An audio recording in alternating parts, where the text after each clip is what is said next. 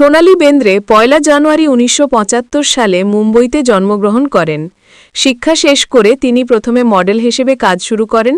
তারপরে তিনি অংশ নেন স্টার ডাস্ট ট্যালেন্ট সার্চ প্রতিযোগিতায়, যেখানে নজরে পড়ার পর মুম্বইতে অভিনয় প্রশিক্ষণ পান।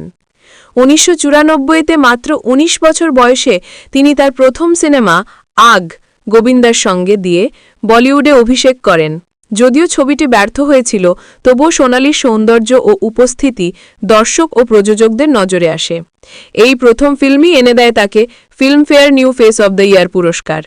এরপর পরপর কিছু ব্যর্থ সিনেমাই করলেও ১৯৯৬ থেকে ২০০০-এর মধ্যে তার ক্যারিয়ার ধাপে ধাপে গড়ে ওঠে।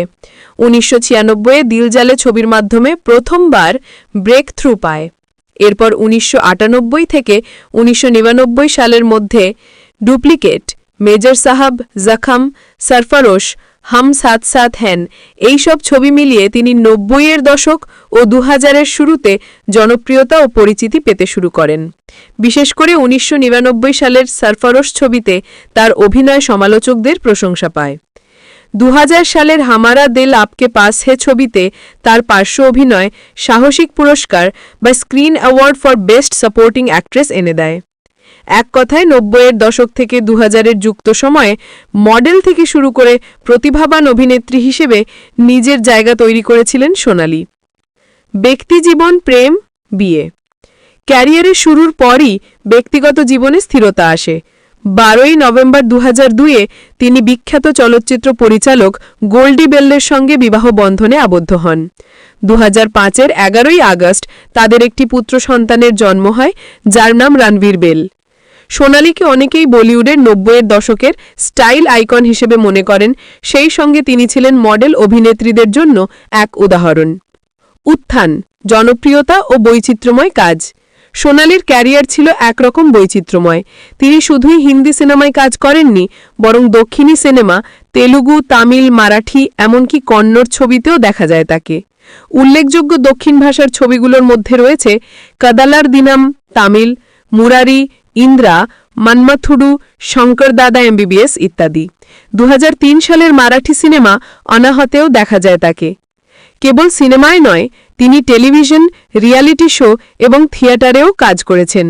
তিনি বিচারক হিসেবে উপস্থিত ছিলেন জনপ্রিয় রিয়ালিটি শোতে এবং ২০১৪ সিরিজ অজিব দাস্তা হে ইয়েতে অভিনয় করেছেন। ২০২২-২৪ সালের স্ট্রিমিং সিরিজ দ্য ব্রোকেন নিউজেও তার কাজ ছিল। অর্থাৎ শুধু ৯০-এর দশক বা ২০০০-এর সময় নয়, সময় বদলে যাওয়ার পরেও সোনালী নতুন মিডিয়া, টেলিভিশন ও ওটিটিতে নিজেদের প্রতিষ্ঠা করেছেন। মৃত্যুর মুখ, ক্যান্সার, সংগ্রাম ও পুনরুত্থান। ক্যারিয়ারের ধারাবাহিকতায় ২০১৮-র মাঝামাঝি সময়ে সোনালী বেন্দ্রের জীবন এক ভয়ঙ্কর বাঁকে দাঁড়ায়। তিনি ঘোষণা করেন যে তার শরীরে উচ্চ গ্রেড বা মেটাস্ট্যাটিক ক্যান্সার ধরা পড়েছে। পিইটি স্ক্যানের রিপোর্ট অনুযায়ী ক্যান্সার শরীর জুড়ে ছড়িয়ে পড়েছিল এমনভাবে যে একটি ক্রিসমাস ট্রি বা বড় পরিমাণ ক্যান্সার সেল দেখা যাচ্ছিল। চিকিৎসকেরা জানিয়েছিলেন তার সঠিক বাঁচার সম্ভাবনা মাত্র ৩০%। তিনি প্রথমে নিজে বিশ্বাস করতে পারেননি। সময়ের একটি অংশে তিনি ভেবেছিলেন হয়তো এটি সব স্বপ্ন মাত্র, কিন্তু বাস্তবতা ছিল নির্মম। পরিবার, বন্ধুবান্ধব এবং বিশেষ করে তার স্বামী সঙ্গে তার সাপোর্ট নেটওয়ার্ক তৈরি করে। ২০১৮-র শেষে তিনি এবং তার পরিবার যুক্তরাষ্ট্রের একটি উন্নত ক্যান্সার হাসপাতালে নিউ ইয়র্কে চিকিৎসা শুরু করেন। চিকিৎসা ছিল কঠিন। কেমোথেরাপি, রেডিয়েশন, সার্জারি সবকিছুই একাধারে। মনে রাখতে হবে, পরবর্তীতে ২০২৫ সালের সাম্প্রতিক সময়ে সোনালী নিজেই একটি পোস্টে জানিয়েছেন যে নেইচুরোপ্যাথি বা অটোফেজি নামে একটি বিকল্প চিকিৎসা পদ্ধতিকে তিনি নিজের শারীরিক সুস্থতায় গুরুত্বপূর্ণ বলে উল্লেখ করেছিলেন। কিন্তু চিকিৎসা বিজ্ঞানে যুক্ত বেশ কিছু চিকিৎসক এবং বিশেষজ্ঞেরা এই দাবিকে কোয়াকারি বা অবিশ্বসনীয় বলে ব্যতিক্রম করেছেন। এই বিতর্কের মধ্যেও সোনালী তার অবস্থান স্পষ্ট করেছেন। তিনি দাওয়াই তত্ত্বজ্ঞ নন, কিন্তু নিজের রোগ জীবন থেকে যে অভিজ্ঞতা পেয়েছেন সেটা শেয়ার করেছেন।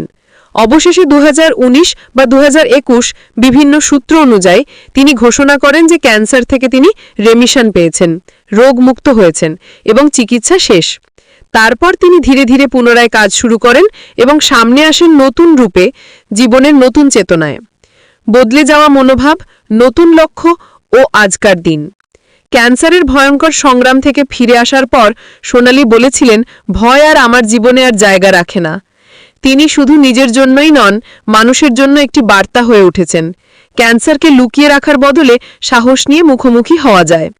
অভিনয় ছাড়াও সোনালি সাহিত্য ও প্যারেন্টিং বিষয়ক কাজেও মনোযোগ দিয়েছেন। 2015তে তিনি প্রকাশ করেছিলেন একটি বই এবং পরবর্তীতে সোনালিস বুক ক্লাব নামে পাঠক সমাজ চালু করেছিলেন। এটা স্পষ্ট করে দিয়েছে যে তার আগ্রহ শুধু স্টারডামে নয়, মানুষের জীবনের মান, সচেতনতা ও সংহতিতে। বর্তমানে তিনি নতুন মিডিয়া, ওয়েব সিরিজ, ওটিটি এবং টিভি শোতে কাজ করে যাচ্ছেন।